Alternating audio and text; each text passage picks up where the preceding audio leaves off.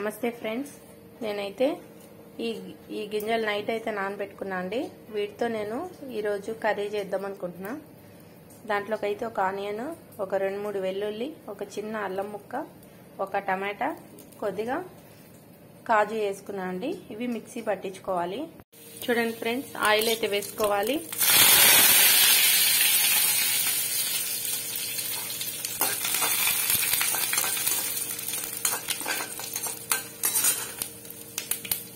కరేపాకు, కొంచెం తాలింపు గింజలండి.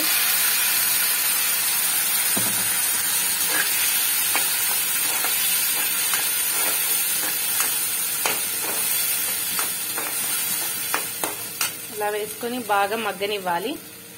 మూత పెట్టి ఒక 5 మినిట్స్ అయితే మూత పెట్టి బాగా కొద్దిగా పసుపు, కొంచెం ఉప్పు కూడా వేసేసుకోవాలి. వేసుకున్న తర్వాత బాగా ఈ పచ్చివాసన పోయేదాకా వేపుకోవాలండి.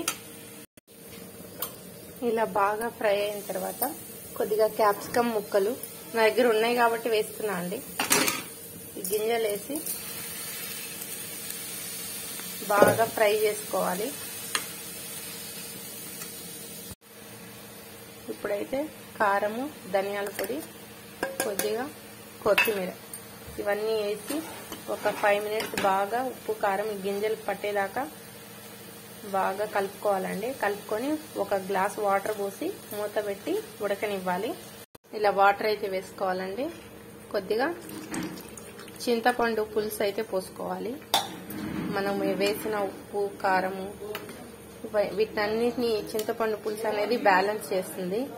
మన కర్రీ కూడా చాలా టేస్టీగా ఉంటుందండి. ఇప్పుడు మూత పెట్టి గింజ ఉడికేదాకా మనం ఉడకనివ్వాలండి. ఎక్కువ ఉడకద్దు, గింజ జస్ట్ పట్టుకుంటే ఉడికేదాకా పెట్టుకుంటే సరిపోతుంది. అంతే అండి, సిమ్ లో పెట్టి ఉడకనివ్వాలి.